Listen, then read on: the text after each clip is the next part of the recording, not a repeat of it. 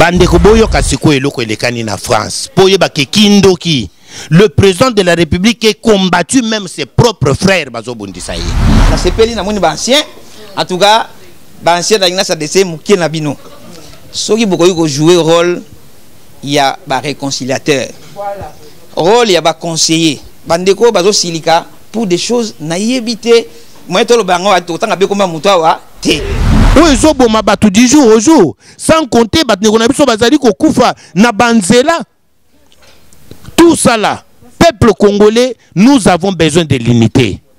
Les Congo AL News, première chaîne d'info.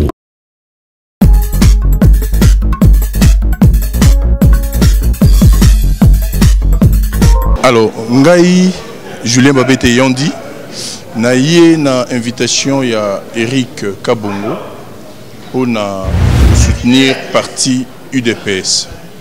Les a partis alliés, il y a Opebi Sotozana Yango, mais encore une fois pour Kolobake, Toyebaki MPR na Congo Nabiso à l'époque Zaïre. Après MPR, ils avaient qui UDPS. Alors UDPS, c'est un parti moko emblématique. Les partis moko, il s'agit que les Congolais tout va se retrouver pour ça la partie. Ce qui UDPS c'est malade, en tout cas démocratie nabiso ozala affaibli. En tout cas réunion nabiso eleki kitoko mingi ndenge toye awa toye vraiment pour na bolingo ya mboka, bolingo ya mokonzi nabiso, bolingo ya UDPS. Ba mama, ba papa, toye biso nyonso to ko sangana, toza liloba moko. En tout cas, elle est très bien, na kanti et continue boye. Na pesi micro par maman Gisèle. Merci vraiment réunion nabiso l'équipe bien. Nazo remercier le président Nabiso, président Chim. Merci réunion nabiso l'équipe nango bien. Merci na fier na poste ba pienga. Chez moi je crois que la to même moi que la si. Kabaka chimwa na sebela IDPS viva. Biso ba vertébré. Donc to uti na IDPS na limité, to ke na ngona Canada, to vandi na ngona Belgique, sikoyo, to ye na ngona France. Pour me to sepeli mingi oyo ba ebi mosakoli marimeta ba ebi ke wana penzam IDPS balongo yako kakola kute ozalate. To zana esengo mingi na fédération ndenge mokonzi mboko alimenter fédération. Tozana esengo mingi na nomination ya président fédéral Chimba. Tozana esengo mingi na vice-président na biso Ignace Nzele. Tozana esengo na ba mama nyonso parce que ba valoriser biso na Ligue des femmes. Ba pesi basi ebele occasion ya ko évoluer. Vraiment mon konziamboka merci parce que oyoki mbela na biso. Ba maman ba koti na fédération, ba maman à Ligue des femmes to pesi bino nyonso longonya. Qui salume banda UDPS viva. UDPS viva. Alors aujourd'hui nous étions pour la réunion de consultation. Moi j'ai pas grand chose à dire à nos dirigeants à part juste l'unité. Nous devons être tous unis pour le chef de l'État parce que 2028 approche. Nous devrions arrêter de faire des discordes dans le parti parce que nous sommes en train de jouer le jeu de l'ennemi. Donc, à nos dirigeants, c'est à eux de prendre leurs responsabilités face à cette situation qui est très nauséabonde pour nous tous. Merci. Je voulais juste soulever, ce n'est pas un cas, mais c'est juste pour donner un conseil pour le parti politique, il y a UDPS. Et là, on a aussi un parti politique qui est la unité. Et la tête qui est oh non, est-ce pas que ça la côté na bango tout ça non non non, il faut que le kabato tout bazonga na katia parti cause moi discours moko tous la mission se unis pour de façon que parti est avancé et que de l'évolution. C'est comme si bato bakenda na bakanda OK na kanda. Au fait problème à kanda est zani. Comme on dit en français, la colère c'est quoi? La colère c'est juste une punition qu'on s'inflige à nous-mêmes pour une bêtise de quelqu'un d'autre. Mutako souffrir les agabiso les asobatwana tipo batwana beke biso to kotia la côté biso tozo yima yima au contraire vous mettez que ndoko lukabato bakendaki po bazonga na kati ya parti to se unir to fonder une unité moko plus efficace et solide de façon que bato va continuer ko ya na parti politique. Merci. Merci beaucoup na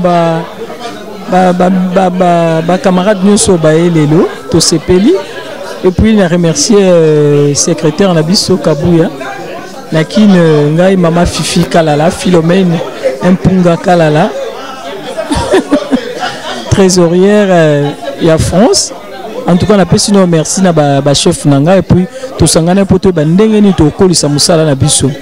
Nga mingi ba ebinga na changu donc leka na ebise ba musala zo salama. Nzamba batela to soutenir président na biso son excellence monsieur Félix Tshisekedi. Donc to soutenir tout ça musala ko monana to sala ko leka ba o bazaki liboso na biso poto sepelisa ba konzi na biso ba nomé biso. Merci beaucoup. Bonjour mes frères et sœurs. Vraiment, na sepeli makasi na présence ya mutunyo sondenge boye na sika oyo na rendez-vous oyo. Vraiment, eza esengo makasi ya tokuta ensemble lokola bana ya famille moko qui est la famille UDPS. Na moni kongonga ekei na 20h tokokata réunion na biso, je pense que tokoki kozwa temps ya kotanga discours te poso na bandi kotanga discours les temps to solo là et kozala un peu moins et kozwa biso vraiment moins temps moulai. Je préfère que tomeka un peu kobanda réunion na biso de plus vite possible pour na ko meka un peu ko solo là entre nous les enfants bana ya UDPS.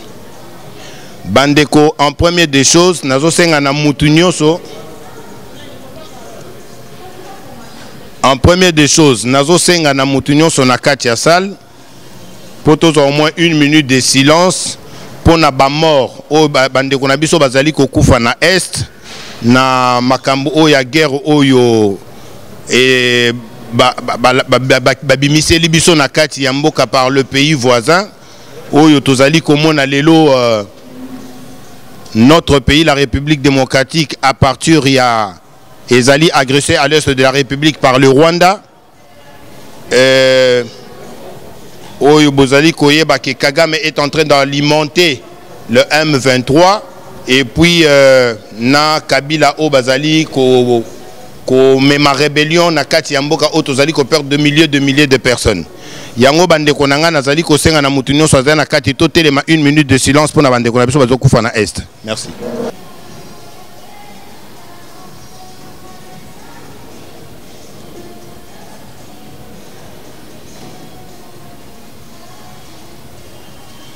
Merci beaucoup.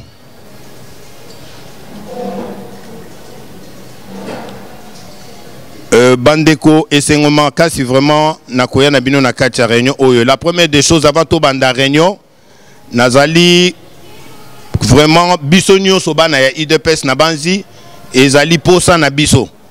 Sabidiso nazolo ba posa na biso ezali ya ko remercier bravoure ya ndeko na biso président Alexandre oyo asalaki musala malamu na tango na ye oyo tomonaki asangisaki bana ya UDPS liboke kosala musala dans le bon et due forme UDPS ezalaki ini et puis yango nazali kolakisa bino que nous sommes en train ya kopesa ye ba hommage malgré bino nyonso boyebi ke président na biso wana lelo azali na azui moi problème ya nzoto et puis avant dit c'est pour cela nazali un peu copé ça va hommage na président Alexandre pour ne pas vous prendre le temps donc na monique réunion na biso et bandi nazali ko la kisabino quand même le pourquoi to sangani na sika oyo bandeko. La première des choses boye baketo sangani et sika mo oyo lokola bana ya tata moko mama moko qui est la République démocratique du Congo. Tosangani nesika oyo lokola ba membre ya UDPS. Donc UDPS parti politique na biso yango nde sangisi biso awa. Yango na tango oyo toye awa poto pesa na mayele to solola. Na tango oyo nazali ko solola na bino nazali ko benga ndeko na ngai Jacques Kabamba ameka ko passer liboso po atangela biso au moins statut ya UDPS poto comprendre que dit et le koni nezolo ba manakati ya statut et puis tout avancer na règlement d'ordre na biso. Merci papa Jacques, vous pouvez avancer. Et bonjour frères et sœurs, merci pour notre présence ici. Je pense qu'il n'est pas question d'étaler les statuts de l'UDPS du début jusqu'à la fin parce que c'est très long. Nous savons tous, nous sommes de l'UDPS. L'UDPS s'est organisé en congrès, qui est l'organe suprême, suivi de la présidence du parti, qui est secondé par le secrétariat général et son équipe, composée des secrétaires nationaux. Et puis, après, nous avons la convention démocratique du parti, qui joue le rôle de l'organe délibérant. Et enfin, nous avons les organes de base. Vous avez les fédérations, les sections et les cellules. Alors, nous sommes réunis ici pour un échange de vues, pour voir comment nous pouvons redynamiser les activités du parti en France. Donc, j'avais pensé peut-être de faire une petite lecture sur l'UDPS, de la résistance à la gouvernance aujourd'hui. Vu les cadres, on ne sera pas beaucoup plus traîné, faire des longues lectures. C'était juste question de vous rappeler que l'Union pour la démocratie et le progrès social est l'un des partis les plus emblématiques de la République démocratique du Congo. Fondé officiellement le 15 février 1982, à une époque marquée par le régime dictatorial de Mobutu Sese Seko, le parti s'est immédiatement positionné comme un acteur majeur de l'opposition démocratique.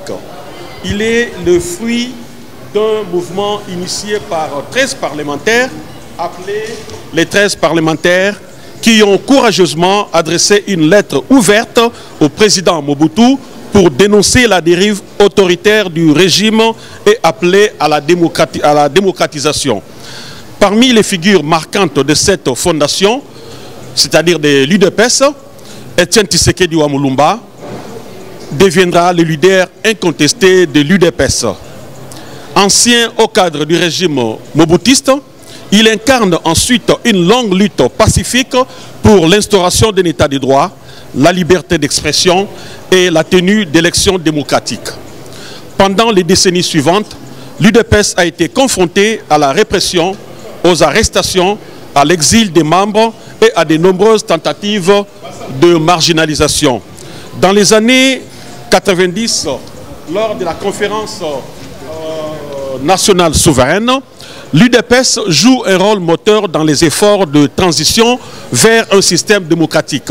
Cependant, les espoirs sont souvent déçus face aux crises politiques successives et à la persistance des gouvernements autoritaires.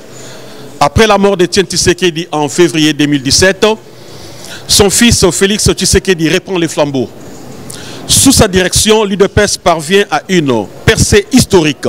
Félix Tshisekedi est proclamé vainqueur de l'élection présidentielle du 30 décembre 2018, devenant ainsi le 5e président de la République démocratique du Congo et le premier chef d'État élu démocratiquement à accéder pacifiquement au pouvoir dans le pays.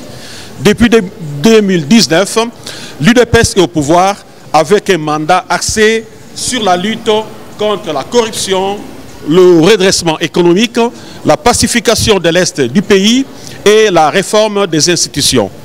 Après des débuts marqués par une coalition difficile avec le Front commun pour le Congo, FCC, de Joseph Kabila, Félix Tshisekedi a rompu cette alliance fin 2020 pour former l'Union sacrée de la nation, renforçant son autorité sur les institutions.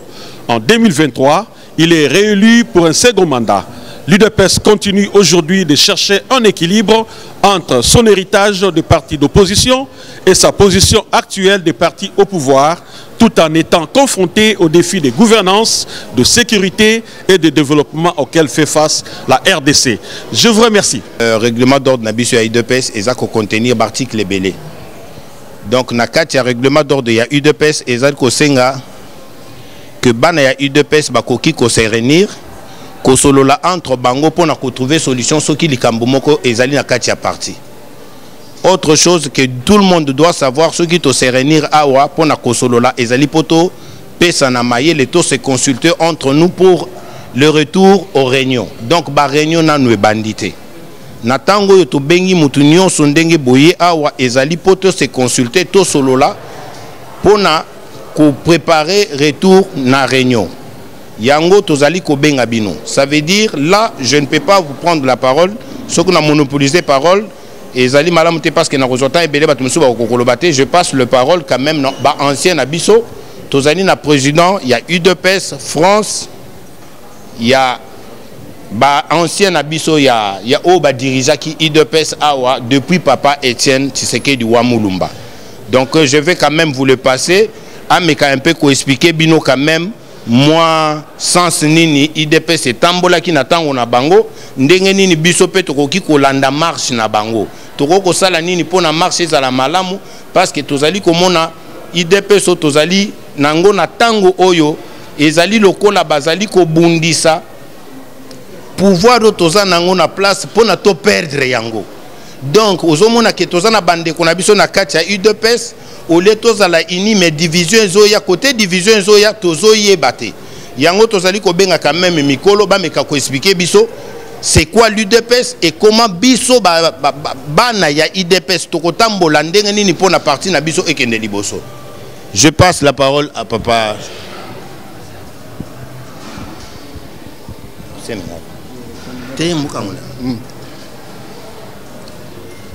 UDPS UDPS UDPS. Voilà, il faut continuer comme ça. Je vois que les combattants, Eric, il a raison, il faut que les réunions reprennent. Hein. Je m'excuse si je parle en français. Hein. J'ai un peu de difficulté pour parler lingala. Bisotoza banta bitumba. Donc tout tikuna. Alors, je disais ceci. Hein? Je disais ceci. Ça fait un moment, on a entendu que la jeunesse a pris les choses en main. Moi, avec mes amis, nous étions très contents. Mais ces derniers temps, malgré ce que nous avions fait d'extraordinaire, vous saviez que quand nous avions pris les pouvoirs là-bas, on n'avait pas la majorité, vous savez tous. Il y a parmi vous beaucoup de gens qui se disent, oui, depuis qu'on a pris le pouvoir, pourquoi on n'a pris que cela, pas nous? Sachez que le pouvoir actuel, ce n'est pas l'UDPS tout seul qui l'a pris. L'UDPS a fait la coalition avec tout le monde, avec tous les partis, pour avoir ces pouvoirs. Et ces pouvoirs-là, il faut l'assainir. L'assainir comment? Pour qu'on puisse arriver où l'UDPS personnellement prenne le pouvoir à lui tout seul. Puisque l'UDPS à lui tout seul, il a des gens de toutes les régions qu'on a besoin actuellement pour faire la coalition, pour que ce qui est en train de se faire actuellement. Mais l'objectif actuel, c'est 2028. Et 2028, nous ne pouvons pas gagner 2028 si nous sommes divisés. C'est l'objet de mon arrivée aujourd'hui. Quand le combattant Eric m'a appelé, il m'a expliqué tout ce qui se passe. Malgré que je suis au courant, mais j'étais vraiment très content d'entendre ça. Mes chers amis, en 2028, si nous voulons gagner, il faut d'abord qu'on puisse réaliser la première lettre de notre appellation du parti. La première lettre, c'est quoi? C'est U, union. Nous ne pouvons pas aller demander l'union aux autres pendant que nous-mêmes, nous ne sommes pas unis. C'est impossible. Et si nous devons être unis, cette union-là, peut-être vous ne serez pas d'accord avec moi. D'après l'histoire, cette union, ça commence toujours en France ici. Qu'on ne vous trompe pas. Cette union-là, ça commence toujours en France. Le président vous a dit, lors de sa conférence, la fois passée, je crois que c'est à la porte de Charenton. Je ne sais pas si vous l'aviez saisi. C'est grâce à la France qui était le fer de lance qui a conditionné les choses même à l'intérieur du pays. C'est comme ça, l'UDPS avait les vents en poupe et il a coalisé avec d'autres partis et on a eu ce qu'on a aujourd'hui. Mais tout n'est pas fini puisque l'UDPS n'a pas à lui tout seul le pouvoir. L'UDPS n'a pas à lui tout seul le pouvoir. Vous tous ici, vous devriez être soit à Kinshasa, pas seulement à Kinshasa, je veux dire au pays, au Congo. Chacun devait avoir une place. Ceux qui devaient être ici en Europe devaient aussi avoir des places. Il y a beaucoup de places. Pourquoi on n'en a pas? Puisque nous sommes avec des coalitions, avec beaucoup de gens qui nous trahissent, vous savez vous-même. Alors, Eric vient de vous parler. Moi, ce que je vous demande, il ne faut pas laisser d'autres gens à côté. Nous nous réunissons ici. Mais avant que je vienne ici, moi j'ai appris, il y a des autres réunions de gauche à droite. Toujours les enfants de l'UDPS, et précisément à Paris. C'est intolérable ça. Vous tous qui êtes ici, si vous connaissez les amis, faites ce travail-là pour qu'on soit ensemble. Une fois on est ensemble, 2028, nous allons gagner ça. Et une fois on gagne, cette fois-ci, l'UDPS aura le pouvoir, plein pouvoir. Vous tous, il n'y a personne qui restera sans boulot.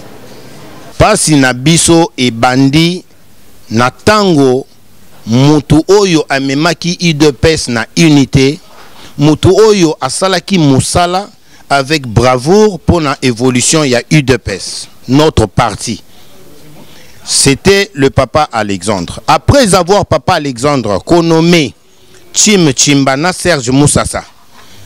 Alors, le la nomination on a esalemaki na congrès ou bien assemblée générale, il y avait des cadres, il y a eu UDPS. Otozali kobenga ba fédéraux, na ba membres, il y a UDPS ba se révoltaki. Batu ba se révoltaki bokabwane kotaki na parti. Pourquoi ba misusu ba bandai kolobaki non, comment bino boye bo se prononcer que bozali oyo président oyo vice na ye, mais totikali ko sa la réunion te tolingue loko wana te. Nous tous on a compris que moi des ordres des alliés na kati ya UDPS à cause ya eloko wana bato ebele babandaki kobima ndenge bayibi na yebisaki bino ke tango fruit ya malamu ya mabe bakotisi yango na kati ya bafruit ya malamu bafruit ya nyonso epolaka. Je vous ai dit que séparation utaki wana après avoir bandeko na biso wana kobanda ko diriger UDPS na ndenge ya moi ya vraiment ya moi passi. Ça dit bazako bunda na bameka un peu kovandi sa UDPS, mais zalaki un peu moins difficile parce que bitumbe zalaki kamakasi bino moko boyebi le président de la République Félix Antoine Tshisekedi Tshilombo bitumbo azali nango na tango oyo azobunda juste kaka na bande kone ba congolais bino moko bozali komona juste les congolais o bazali ko bundisa ye. La même chose na bande kona biso na tango bazui pouvoir to mona ki séparation kokota mabe koti na UDPS tolobi non to bunda kaka équipe na biso ou bien parti na biso et vanda et se maintenir soki bitumba soki pasi soki nini toko kweyate bandeko nangai ba président bayaki komona que nous sommes pas obligés de travailler seul. La fédération ne peut pas travailler seule, nous sommes obligés de créer à section. Bayaki kozo section, ba créer section, ba pesi président sa section et pas ya ndeko na biso qui est Lumanu que tout le monde connaisse. Bapesi Lumanu na vice naye pour na ko diriger section. Bande qu'on a besoin d'attendre diriger section. Nous avons trouvé des incompétences. Tout le monde a dit vraiment que section ils ont marché. Pourquoi? Parce que dans le y a eu UDPS, tout ça dans école. École il y a eu UDPS ezali. École wana yango biso netinga muna oso na bino na bande qui peut ko apprendre politique kuna mwana muke plus de 8 ans. École wana ezala ki kuna na limité. Ozomona batu bazo ko apprendre politique. Awa na France na tikala ko yoka école wana existate. Bande qu'on a vu sabino que natikala komona awa na France jeunesse ya UDPS ya France awa na France natikala komona bangote na mona ngote mais plutôt toza na président moko c'est président moko azalaki président c'est président vice-président Serge Moussassa oya dirijaka jeunesse ya UDPS France mais jeunesse wana na ba nomination uti ko leka to mona bangote bandeko totikala komona awa na France te awa na France ndenge toza boye totikala komona ba ancien na biso ya IDPS France te. Biso toza bana tobota misika. Biso toza bana tobota misika. Lokola tobota misika tozokola, il faut tozala quand même na batoyo bazali ba base o bakoko apprendre biso qu'est-ce que l'UDPS. Parce que toko banga, toko tanga lelo règlement d'ordre d'ailleurs, toko tanga statut IDPS, règlement d'ordre IDPS bien sûr, to yebi to tangi ba classe, toko tanga yango. Mais IDP ya ba ancien et fortifié à capé ba jeune, ba Monique. Ah. C'est ici là. Alors, bandeko to mona capé que ba ancien kozalana ba ancien sala capé et sengo. Parce que nga na yebi ke na bomwana na ngai so na lingina yoka lisolo ya kitoko na bandako kende pa ya koko na ngai. Lisolo ya kitoko mais pona yoka lisolo histoire bazobete la nga histoire na bandoko kende pa koko nanga ko vandisa nga yebisinga omuningo na tango na biso ngomba moko ezalaka bat bazai ko adorer yango so matiku na te oyoki histoire moko babetelio. IDPS nous avons besoin de ça.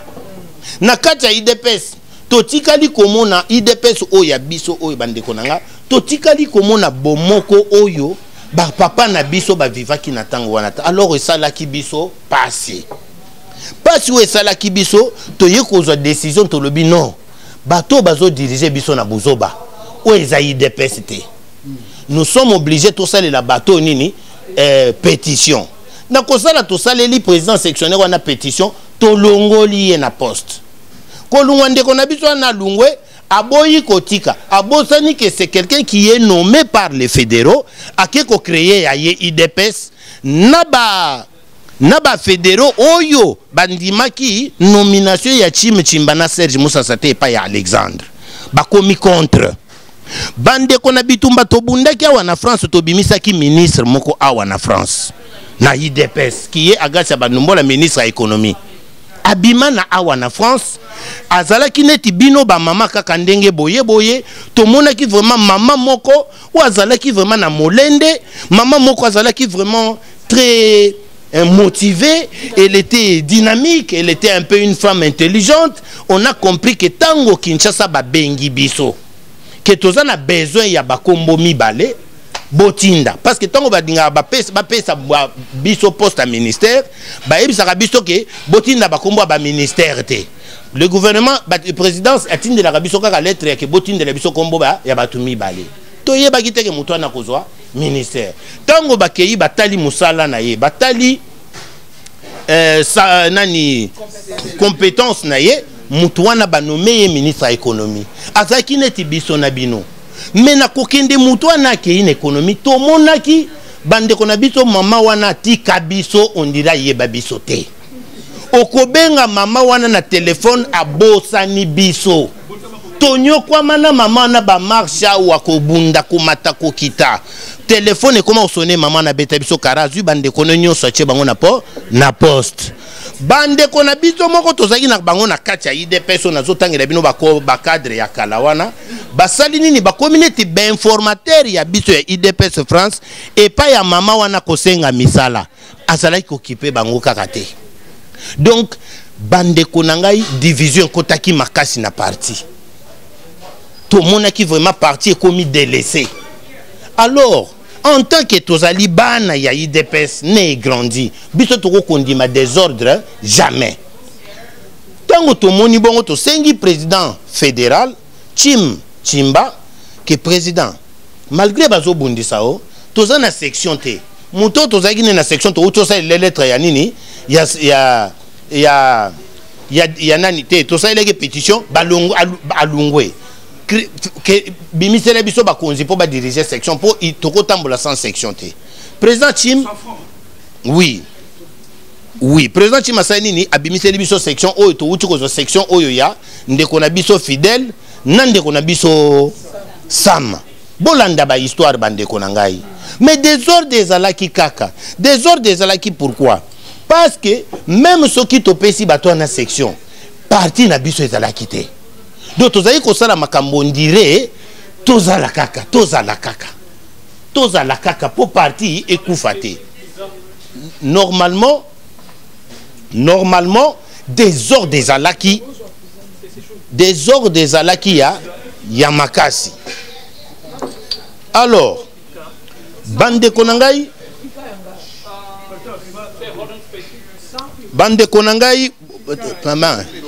maman tout loin bandeko na ngai nazoyebisa bino ke qu'est-ce qui s'est passé boyoka ngai. Il y a une fois le président de la République Félix Antoine Tshisekedi Tshilombo visite à en France. Le président est venu biso toza parti na ye oyo commissaire na place aza. Normalement le président chaque fois ya kana mboka nyonso ya mokili mobimba akuta na kana bana na bandeko na ye oyo ya IDPS. C'est obligatoirement. Il faut mona bandeko na ye pour tout na bango boni bino parti ezandenge nini. Bandeko na zo sabino le président fait plus de 3 voyages. Le président a fait plus de 3 voyages à Wana France. Oyo ayambana nu comité na biso ya France. Vraiment toujours mona ke est-ce que toza na parti ou to na parti te. Dernièrement président de la République a yé awa. Kokoma président yé awa. Il fallait tokoti sa demande pour na kokuta na mokonza mboka. Bandeko président de la République Félix Antoine Tshisekedi Tshilombo yé awa. Tokoti si demande na biso pour tokuta na président de la République bandeko nazo yebisa bino boy. Tomona Félix Kabala wazali membre na biso ya IDPS oyo azupe poste na kati ya présidence lokola conseiller spécial ya mokonza mboka koyebisa biso boye bakoyamba bino pas président de la République te pona désordre na bino bandeko esalaki biso pasi makasi na ndenge président akendaka tokutana na yete bozolanda bandeko tokutani na président de la République te. Ça veut dire c'est loko moko et salaki pasi. Alors pourquoi nyonso ezoya tomoni ke désordre ya makasi awa na France désordre to chali to ina Belgique kuna toko kimelata na Belgique nde vraiment désordre to lobi to kendata na Canada to metal ko kangama na bakamara bande ko na biso IDPS à Canada to sala coalition moko de travailler ensemble to monique désordre to benga Amérique. Donc nous avons patrouillé le monde entier pour na koluka ko vanda ko sangana na bande ko na biso IDPS. Nous avons trouvé qu'il manque désordre des amakas bande ko to komi na point moko boye oyo ke mokonza mboka yoki son wana. Parce que Zolobama partout, vous savez quand même que le président est en Belgique à Renisaki, UDPS Mobimba pour na kosengisa bomoko, mais batikala eka koyokanate. Le président a fait quoi?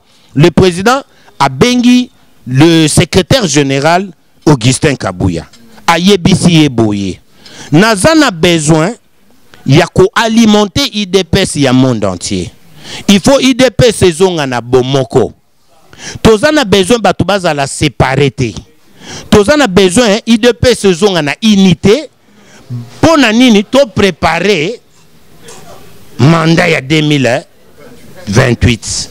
Ça veut dire maintenant on a besoin son excellence Augustin Kabouya bimi selangai juste salanini nomelengai ba nouveau bakonzi ya sika ya nini ya monde entier ya parti nabiso IDPS. Son Augustin Kabouya, son notre secrétaire général Augustin Kabouya, na table na ye azalaka déjà na ba liste azalaka déjà na liste oyo ya ba demande ya ba parti politique nyonso batinda na ba kombo ya batu oyo batinda ki pona koluka ba poste oyo ya kati ya IDPS. Directement, comme il a ça, il est obligé d'avoir des informations du parti dans chaque pays.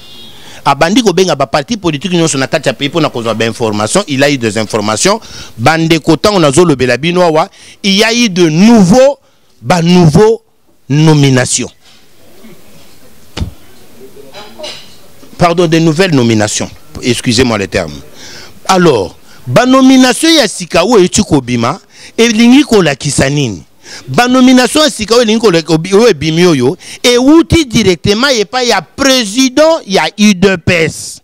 que le président de la République, par son impulsion, notre secrétaire général a nommé Bakadre Yassika, le fédéraux. Yango Bomoni et la kisi ke IDP saisongi na bomoko. Même ceux qui okende ki nakanda, même ceux qui basala ki omabe, ou bien ceux qui na problème na mototel. Maintenant, le président de la République a lobby boy. Ngai ba makamuna bino nyonso esili na komi na posa na bino nyonso boya bosa, bosanga na bo accompagner ngai. Ponga moko na kokoka te. Ezali mabeto malamu. Bande koboyo kasiko eloko elekani na France. Poye ba kekindoki. Le président de la République est combattu même ses propres frères bazo bondisaye. Bolandanga très bien. To komi na niveau yake ba nomination komi netilelo. To komi lobby nango na tongo ba monde entier et yoki sango. Et ba uchi konomi ba nomination bimi ba kombo abatweye ba kombo abatwe bimi. C'était esengo makasi ya ke mukonza mboka kanisi bisope apesi bisope bakonzi ya Yassika. Na bakonzi oyo ba pesi biso na kati ya UDPS na bakonzi oyo mukonza mboka awuti konome n'impulsion. Hey, bienvenue.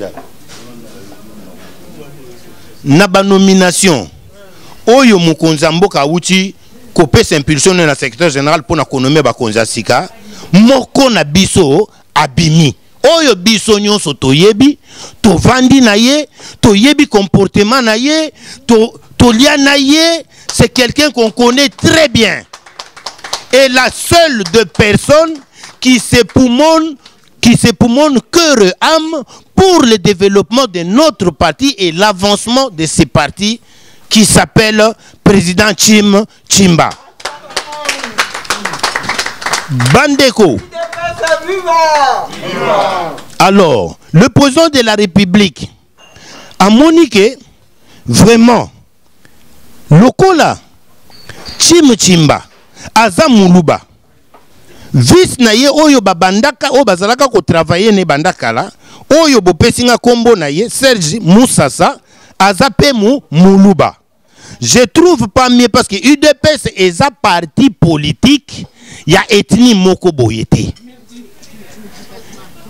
Président de la République a moniqué UDPS est un parti national. Ezali na kati ya UDPS tozana bikolo nyonso. Soki le président ya UDPS Aza Muluba adjoint na ye Muluba. Tokosala nini? Donc le monde va mal par interpréter ces choses-là. Mais bato baza bato babundeli parti. Soki pe na tiki bango et kozala malamu te. Il faut na séparer bandeku batu mibale oyo. Il faut na séparer batu mibale oyo na tiela bango ekolo mususu na kati na bango. Le président de la République a fait quoi? Il a trouvé mieux de nommer Ndekonabiso Oyo Tovandi Naye Awa Neti, le vice-président de l'UDPS. Levez-vous, président.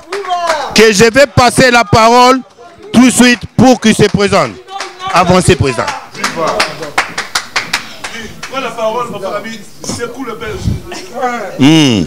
Ça veut dire voici le vice-président de l'UDPS France. Président Ignace, je vous passe la parole. UDPS viva. Bon, tout respecté Bandeko pe bazaliawa, tout vraiment malembe. Natondi na esengo ya rozala kati na bino. Boyebi ke oui, attendez. Je vais aller. je vais aller. Natondi na esengo rozala kati na biso parce que je suis moko na bino. Bino pe boza moko ya ngai. Donc toza vraiment na kati ya libota. Donc pour Kokende Musikate, d'abord je vais me présenter. Nazali monsieur Nzele Konaba Ignace. Voilà combo nangai. De père et de mère. D'ailleurs, Naza 110% congolais. Donc, Naza, moi, dose sous, il y a 10% congolais. Donc, vraiment congolais dans les sangs. Et, na bandi lit awate, na banana Kinshasa, mais éphémèrement. Na ye awa, na 2015, na adhéré Mbaramoko na parti. Jusqu'aujourd'hui, tout travaillé, na ba président Serge, na Ligue des Jeunes. Bissom Toyambaka, secrétaire général Bino Chibala à l'époque, adjoint. Et puis, voilà. Donc, je vous ai belé, mais na routine de la Bino, malé, mais na groupe, bien, bien. Mais quand à la circonstance, Oyo, et Sangsi Bisso Lelo, na ligne d'abord, na remercié, Bakondi a parti à l'Ikolo, il y a nation. Kobandana, Yemogo, le président de la République. Et puis, Kozonga, le président à IDPS, donc secrétaire général Nabiso. Pour la nomination, Oyo, à Salibiso confiance, sans même que Aïe Babiso Beleze, Naelongi, Ezali, Mikanda Moutou et Lobby. Et n'a remercié également. N'a remercié également le président fédéral Chim, n'a surtout cœur de père au Azanango. C'est pas facile que gérer le cerveau et belé au niveau de la France. Oh, baebi mingi, oh, batangi mingi, oh, bazan expérience belé, mais il a su maintenir les socles jusqu'à ce que tout comme à niveau il y a l'élo. Mais quant à moi aujourd'hui, j'ai un petit message. Je crois que Ndeko Eric a précédé, il a presque tout dit. Mais j'aimerais commencer par anecdote Moro Yamouké. Et nani chef de prison, disons directeur de la prison à Makala. Azana 2 cellules. Dans Makala, a tieba détenu na kati ya cellule mibale. Après 1-2 jours, a otala ba détenu na ye. Mais il s'est fait que a constaté na cellule moko ba détenu ba konda na niveau que ba no kufa. Mais or que pesa ngo biloko chaque midi soir ba zo biloko olia. Mais a ki otala na cellule mususu ba tunyo so matama minene santé kitoko mais les chefs de la prison doivent comprendre l'état, mais qu'est-ce qui se passe ici? Quantité mais qu'est-ce qui se passe? Alors il a décidé, il a se déguisé en ouvrier pour observer exactement qu'est-ce qui se passe. Aïe, attend ouvrier dans le chapeau, tout ça, il observe.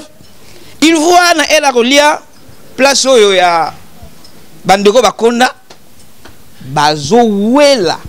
Détail mogo, bango surtout ma bogo na bango et comment maraté. Et tigala izalaka fixe boy. Mais côté kuna bazo wela siko ozué lo pour lia, atumboli liboko likolo ekwe. Ah, ça dit bazo liate, biloko ezawana. Mais bazo bunda bazo liate. Entre-temps, de l'autre côté, ils se sont organisés. Ils ont dit bon, loko la biso ma bogo ekuma maraté. Yo to vendre la face neto vandi. Yo zo lesanga, ngana zo lesayo. Donc, à ce vidéo, comme on a dit, apesi muninga allié. Il va sur apesi allié. Donc, il a compris maintenant pourquoi côté au bazar minene, côté au bazar mike. Alors, je viens par cette anecdote vous dire, et nous conclure, si vous avez comprendre déjà, vous avez chuté. Ça veut dire que là où il n'y a pas d'amour, il n'y a pas d'unité. Et là, quand il y a liboso, quand il y a ça, parce que moi si tu m'obali pour pas nanda moko il faut ba lingana et puis ba yokana ba balana ba nanda moko. Quand on parle d'unité, l'unité ça ba condition. I condition ya liboso ya unité zali bolingo. Comment soko zana bolingo mundeko okolinga te osala ndeko eloko balingi basala yo te.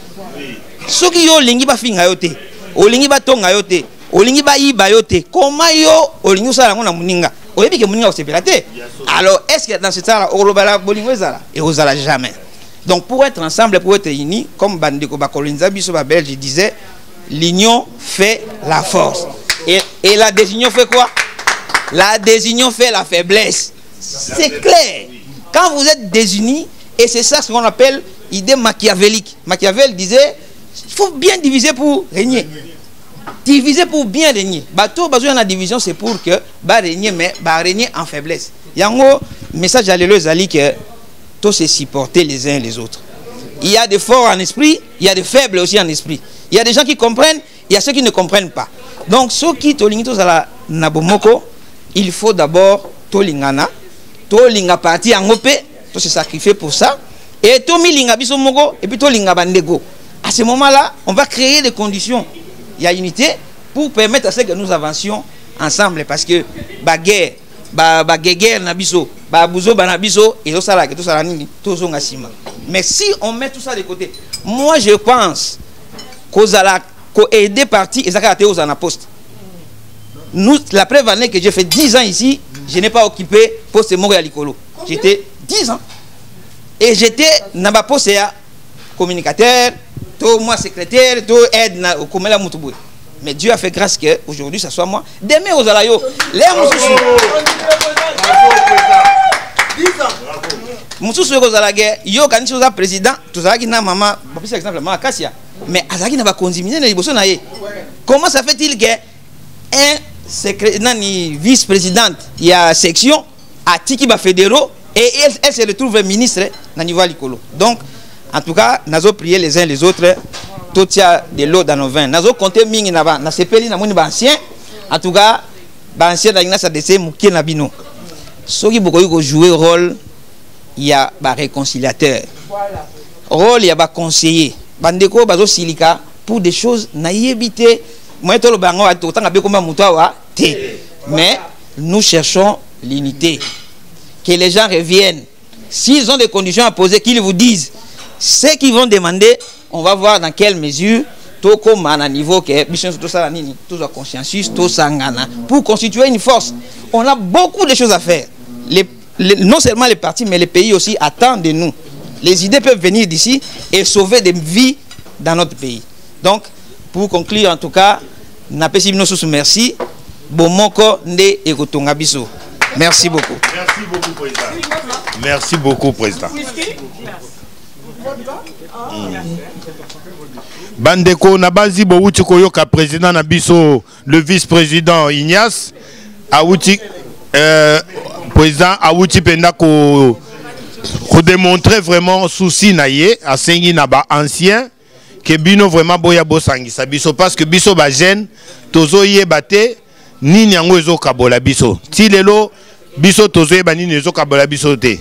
Bandeko, nazo continuer na discours nangai après maloba président Ignace pour na silisagité. Maintenant bandeko nangai to komi jusqu'au point oyo nazo continuer na histoire nanga to komi jusqu'au point que mukonza mboka nommé siko ba continuer ti président ndenga uti ko se présenter awa. Eza esengoto esengote. Bandeko bolan botu nanga malere uti lisusu wapi. Oyo lelo yo toza ko risquer mukonza mboka azako linga apesa biso deux postes na gouvernement. Otoza ko risquer to rater yango lisusu pona nini? Pona désordre ou utaki kala. Bandeko, boyeba que nous avons voté le président de la République ici en France avec une grande majorité. Le président de la République c'est souci pour vous. Ça dit tango bino bozo yana désordre bako sabino te et kozala pas si bapé sabino poste pour bobi ko sangana te. Bandeko, tomonika ka après nomination, tomona moko na biso. Serge Moussa Sakiye, qui est le deuxième vice-président, Simayande Konanga, Kotomboka, pourquoi ba nommé deuxième vice-président? Bande Konanga, tomona section où ezalaki dirigé par Fidèle, Nande Konabiso Sam, tomona batindi lettre à démission, que batouana ba démissionné. Donc, bande koboye bisanga. Est-ce que ça normal? Bosobo yoka on a mondeni. Donc, bande kotoluki mayele et souki. Tokosala nini? Parce que eloko biso tozali ko protéger, ezali tozali ko protéger valeur nanu ya république. Toujours protéger nanu déjà vision ya mukonza mboka. Parce que à part biso toko ko accompagner mukonza mboka ekolo mususu bien pays mususu ko yoko bundate pona mboka na biso ezo droit chemin bino bobo boza ba témoin ya ba violence na ba tuerie ezo sema na est boza ba témoin il y a 10 millions de morts les fausses communes ezo boma batu du jour au jour sans compter ba ne biso bazali ko kufa na banzela tout ça là. Peuple congolais, nous avons besoin de l'unité. Bande konanga tango bande konabiso wana ba démissionner na moment oyo IDP c'est une valeur. Donc Mokonzambo Kamonike désordre pour désordre ici la Ngamokona na nommé. C'est là qu'on nous a nommé des nouveaux dirigeants qui peuvent nous diriger dans le bon et due forme pour na tokende liboso. Bandeko nangai. Bolanda ngai malamu. Mbalamoko bandeko na biso na basai nini ba démissionner. Donc ndenge tozali awa tokomi lokola bana bitike. Tokoki melepa ya nani soki mokonzi mboka zwaki décision te ya kotiela biso bakonzi ya boy. Nous sommes dit voilà tozali bana bitike mais voilà nzamba la musibiso ala museli biso bakonzi ya sika. C'est pour cela toye ko benga bino nyonso. Mutu nyonso o ayebi ke abimi na UDPS naba oyo batinda ki démission na bango baye baboye. Nakati ya règlement d'ordre ya UDPS.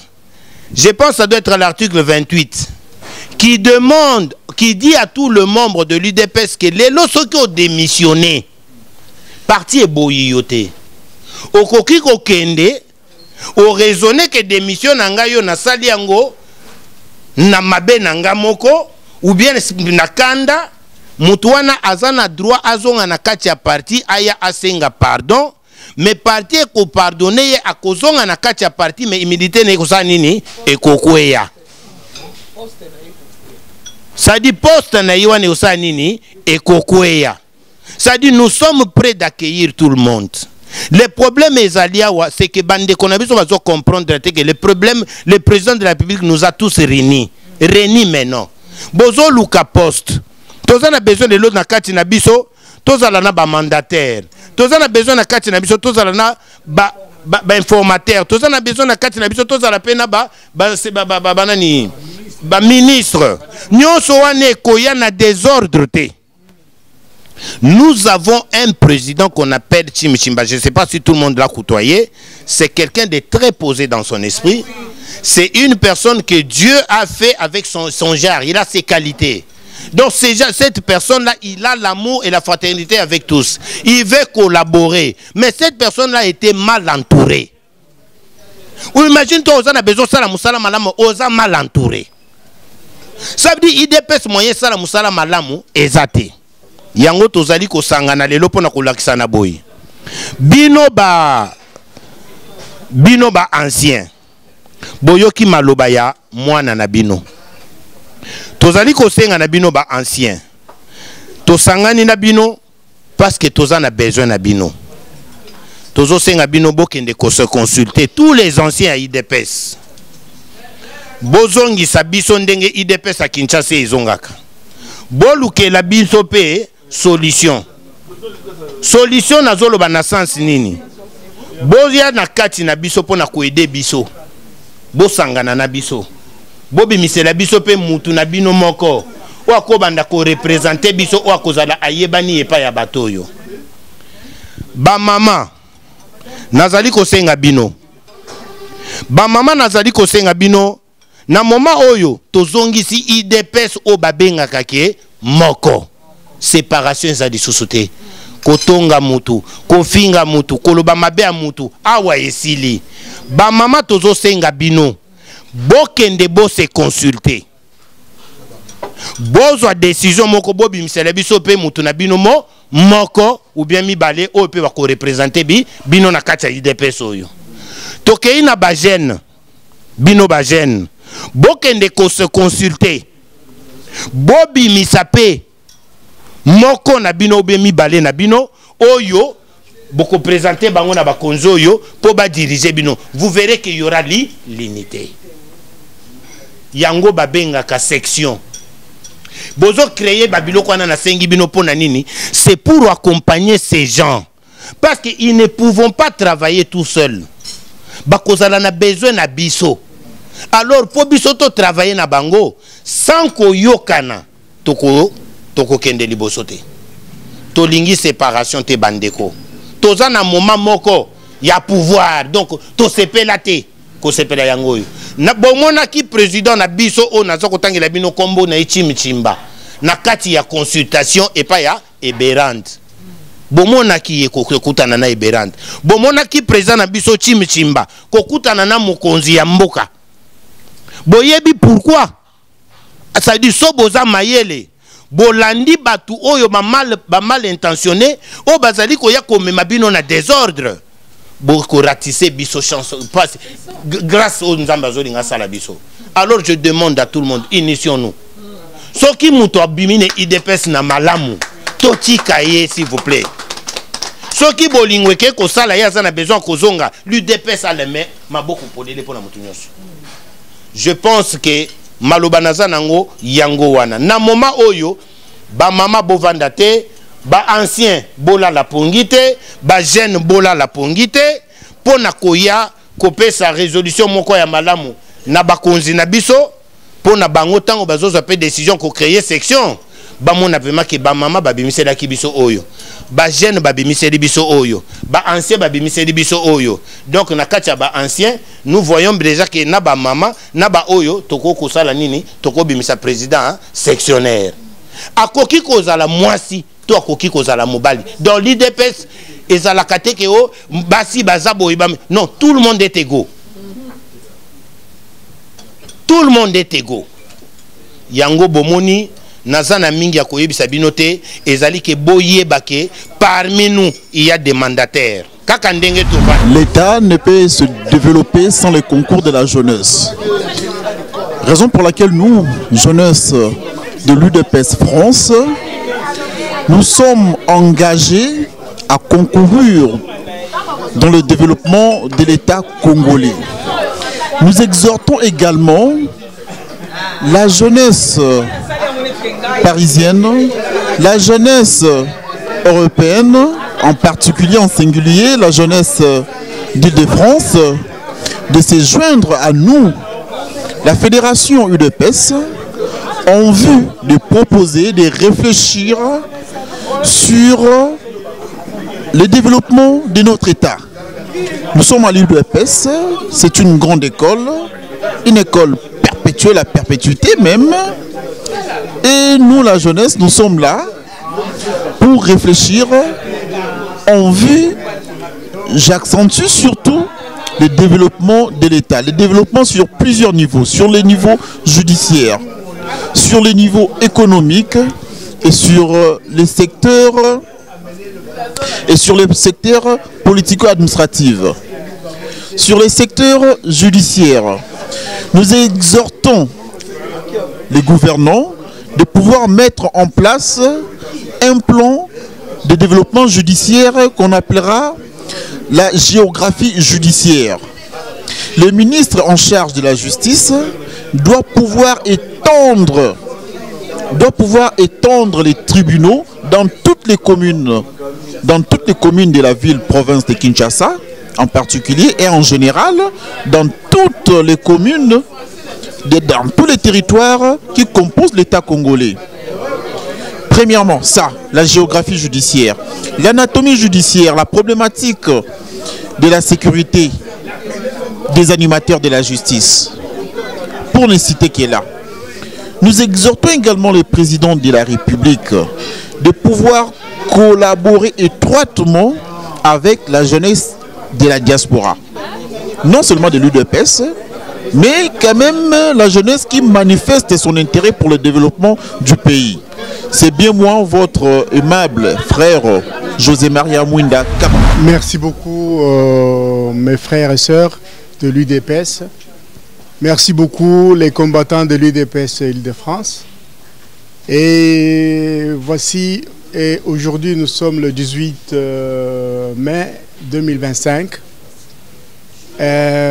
L'occasion nous est permis aujourd'hui de nous exprimer sur notre grand parti qui est l'UDPS et en particulier l'UDPS France. Nous savons que nous avons passé beaucoup de temps dans les turbulences et aujourd'hui nous sommes le parti qui est au pouvoir. Nous lançons aujourd'hui un vibrant appel pour que le parti phare et surtout le parti de l'UDPS, le parti qui a fait tous les combats de la démocratie au Congo, puisse arriver à se réunifier de manière à transformer la démocratie qui est en voie chez nous en développement de notre pays. Et cela, nous avons besoin de tout le monde.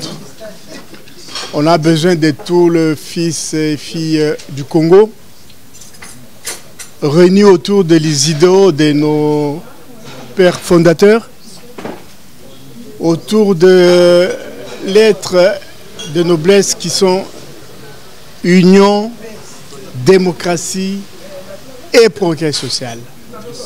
Pour qu'on arrive à concrétiser ces idéaux-là, il faut qu'on se réunisse nous tous, afin qu'on puisse concrétiser cette idée-là. Alors, je demande aux uns et aux autres qu'on puisse taire nos divisions, qu'on puisse taire nos querelles, de manière qu'on puisse porter le progrès social à notre peuple qui a tant souffert avec des guerres de division, des guerres à l'Est, afin que nous puissions transformer notre beau pays en un pays où il va falloir bien vivre, où l'économie sera boostée et où il y aura la lutte acharnée contre les antivaleurs. Voici ce que je peux dire aujourd'hui.